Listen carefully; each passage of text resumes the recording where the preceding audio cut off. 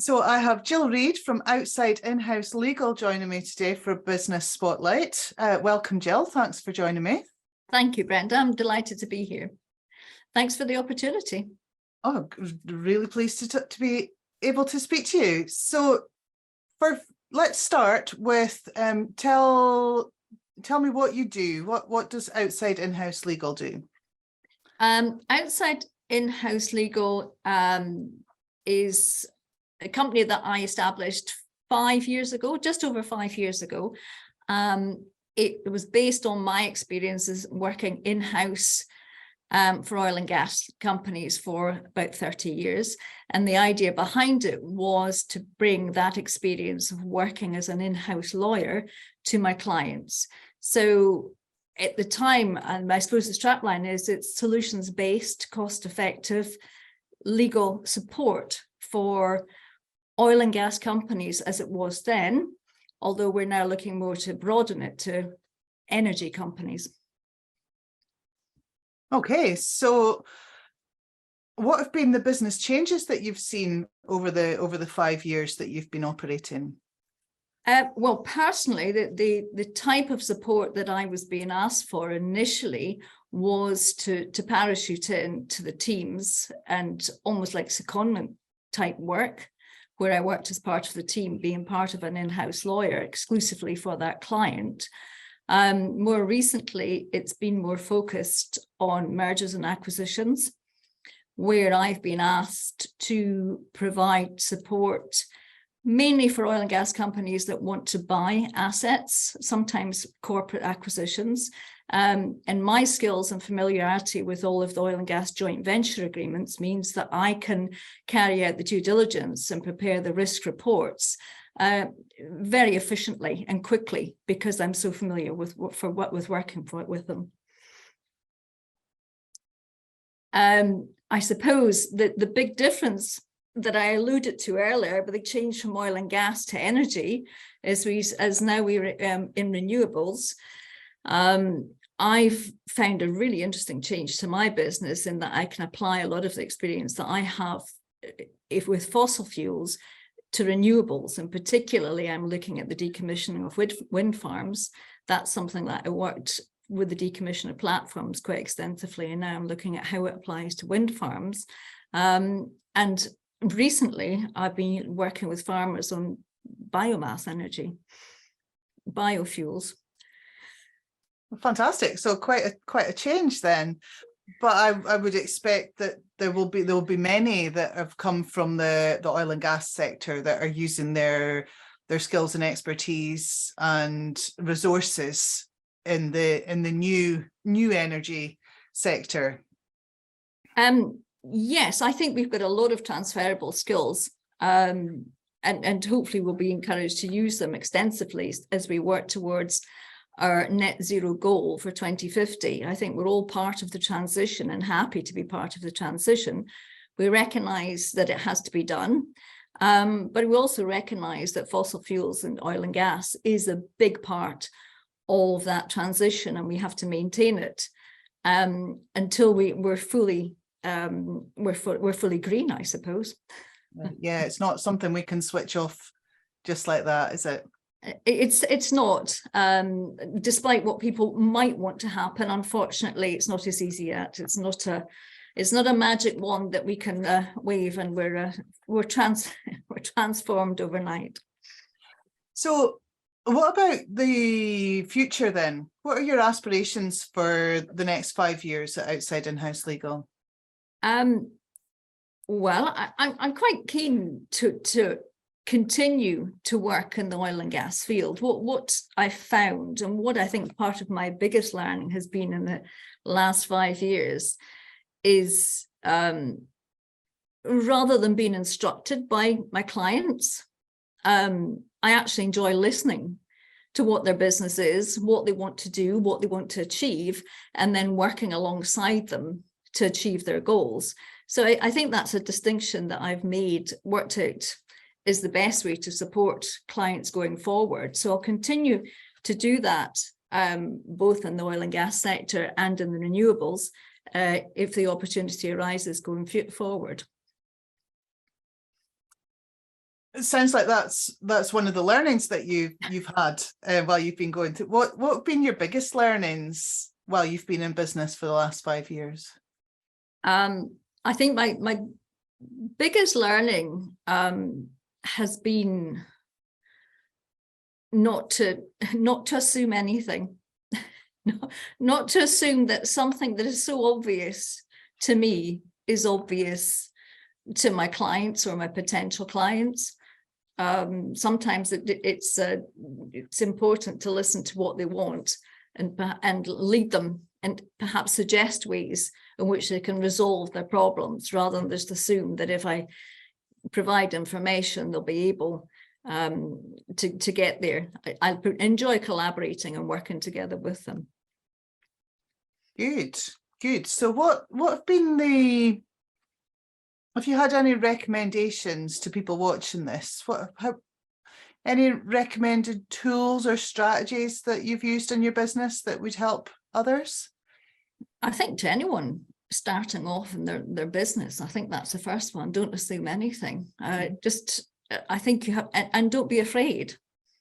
I think that's been one of my biggest learnings. The best way to learn is by making mistakes, and not to take it personally, but to make sure you take your mistake and don't repeat it, and learn something from it going forward. I think that's probably one of my biggest learnings. And I think that learning curve has been part of one of the biggest enjoyable parts of the last 5 years. Fantastic. Yeah. Don't be afraid and learn from your mistakes.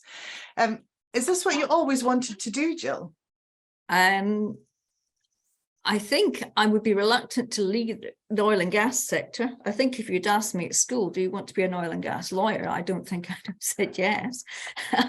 I could probably name a few other jobs that I'd have liked. However, I still have a huge passion for it. I really enjoy the industry. I think the whole energy industry is absolutely fascinating. I enjoy being part of it. I still think I've got a lot to contribute to it. And I find the transition is re-energizing for me. Bringing forward that and helping move things, develop things, transition forward is something that I'm really keen to be part of. So did you, how did you get into the role that you're doing now then? Was law always something you wanted to do?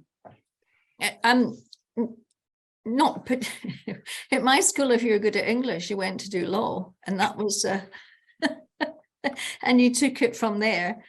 I was quite fortunate because I did my traineeship. I did my degree at Aberdeen. I did my traineeship in Aberdeen, and then I broke the mold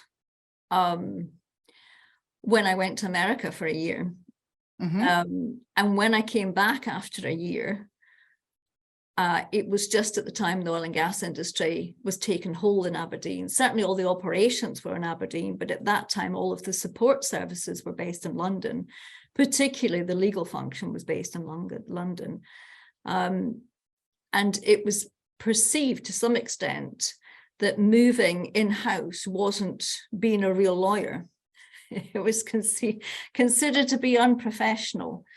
So they were struggling to get people to go in-house and to leave private practice. But having come back and broken the rhythm of staying in private practice, I was ideally placed to take the plunge, and I'm never scared to have a go at something new. So that's exactly what I did. And very, very quickly, I knew I had made the right decision. And I've enjoyed it ever since. So it was a little bit of a fluke, but I certainly don't regret it, and I don't want to leave it. I'm just thinking about what you touched on there about the employment situation in Aberdeen when you started out. What are your thoughts on the employment situation now? I think with regard to the energy industry, certainly oil and gas is going to be with us for the next 20 years at least. So those of us that are used to working in the industry will certainly have an opportunity to continue to work and to transfer the skills. I think that's the drive. It's the transition to make sure that whilst we're supporting the oil and gas and the fossil fuels, as we reduce our dependence on them, that we transition over. And I'm really keen to be part of that. So, but am I right in thinking that there's a difficulty in attracting new talent? I think there's perhaps a perception, particularly among perhaps the younger people, maybe that's a little bit unfair, that they only want to be part of the renewables, they only want to be part of the green, and they don't really want to be tarnished with the fossil fuels. But what I would say to them is to encourage them to come and join the oil and gas industry and transition with us. We're all going. So come and join us and pick up, I think, quite an extensive learning base and transition forward. That's how I would encourage them to join it, because there's a huge learning base in the oil and gas industry that will be invaluable to the renewables section going forward. Yeah, very good message there. I like it. Come and join us. I've been there too. I've been there too. So, if you started your business again, what would you do differently? What a great question. If only I had known then what I know now. Oh, hindsight's a wonderful thing. Yeah. I think the biggest surprise to me was how, not insignificant, but how unimportant cost was to my clients. To me, having solutions-based, cost-effective legal support done was a bestseller. Why wouldn't you? To me, it was just an absolute done deal. I think that the caution there is, again, not to assume that what is so obvious to me to assume is the same applies to my clients or my potential clients. And I think that was a mistake I made, that I assumed that because I thought it was a good idea and because it made sense to me, that it would make sense to them. I think what I have learned is that you just have to listen, and everybody has got different criteria for selecting their legal support. I think you listen as to what they want to achieve. What are they speaking to you about? What is it they're trying to solve? And then collaborate with them to try and get suggestions on how together you can solve the problems that they're looking to resolve, rather than take it from the approach that I had a service that was good for them, which sounds rather arrogant, and perhaps it was. I'm sure there are many business owners who have that realization that, yes, that just because they know they've got a good service doesn't mean the customer knows. So yeah, so you were marketing on price, but actually your customers were interested in benefit and value. Yes, and for some, price was important, but for others it was a lot further down the priority list. That's very interesting learning. That's really good. So just to finish up, Jill, what would be your takeaway that you want anyone listening, watching to finish up with? With regard to the company, with regard to outside in-house legal, I would encourage them to come and talk to me about what their goals are, what they want to achieve in the business. I'd be very interested, as I say, I still have a passion for it, so I'd be delighted to hear what their plans are. And if we can come up with a solution together and I can help them in any way, I would be delighted to do that. And where can they get in contact with you? My email address is Jill.Reid. Yeah. Okay. The guy will cut that out. Okay. I was going to say, what's your web address? But it's not live yet, is it?